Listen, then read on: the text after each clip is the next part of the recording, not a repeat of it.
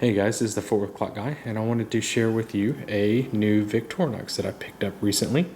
I got this off of eBay from a seller by the name of ALM Knives, and he's a custom modder out of Poland. And this was one of the knives that I've always wanted as far as the tool selection goes. One of my favorite ALOX models is the Farmer. And recently, Knife Tech sent me a harvester, and the harvester has this blade on it, a little pruner blade. And I have very quickly become very fond of this. In fact, I would rather have this than the can opener tool, which this is what replaces that tool on this model. And I would even prefer this blade over the standard Victorinox. Let me see if I have one here. The little pin blade. I just think this little hook is very useful. So it has the pruner blade on it, bottle opener, the 93 millimeter Pioneer blade that we are very familiar with, the awl,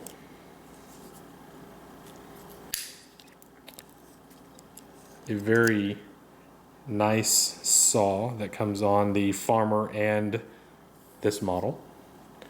And this is the tool that I've always wished would come on an ALOX model. And I'm not sure why they don't put it on there, probably because so many of us want it on there and they're just not giving in yet.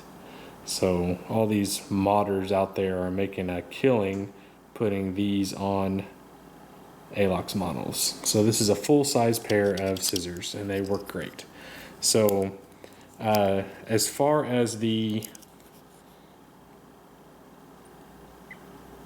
workmanship goes, it's got a nice orange anodization on it. I would say it's not quite as orange as a lot of the other ones that you've seen. It is a nice orange though. And all the tools are pretty strong. I mean everything is very clean. As you can see, the backside, it is a 4-layer knife.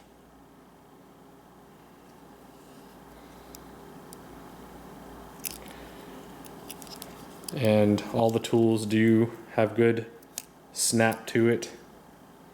I'm going to pull this out in a minute and you can see down inside.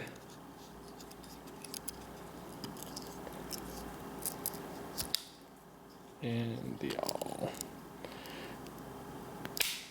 So down inside, excuse me, I was using this today. This is definitely going to be a user for me. So you can see the internals. Now the only thing, and you're not going to be able to tell it from here, is there is very small, like if I hold a light underneath here, there are very, very tiny gaps between the springs and then the little dividers here. And again, you're not going to be able to see it because they're so small, but they are there. And if you tighten these screws down any more, then the tools become very hard to get out. So it's not a huge deal. Like I said, you're not even going to be able to see it from this angle. But if you were to hold it up, like I was, checking this out in the sunlight today because I was outside working, and I did see slight gaps with all the springs. So it's not a huge deal to me. I know some of you might think that is just totally unacceptable, but this is going to be a user for me. Everything functions just fine, so I'm not going to complain too much about it. The springs are all very snappy. The only one that's a little bit weaker is the one that's on the scissors. So as you can see, it's not snapping down. You kind of have to push it down. So, but again, I am not complaining because this is going to be a user knife for me. So just wanted to share with you this cool little modded knife. To give you a little size comparison, I've got the Victorinox Super Tinker, and this is a 3-layer knife. And this 4-layer knife is pretty much the same thickness. So even though it's got an extra layer in there because of the A-locks, it is about the same thickness as your standard 3-layer with the Silidor scales on there. So I am perfectly okay with this being a little bit thicker knife, and actually it makes it a little bit easier, like if you're using some of the big tools, it gives you a little bit more purchase on there. So I'm okay with it being a little bit thicker than your Cadet and Pioneer, you know, the 2-layer knives that are really thin. I don't mind a little bit thicker knife here. So anyways, just wanted to share that with you. This is my new favorite knife. Thanks for watching. 4th Clock Guy, out.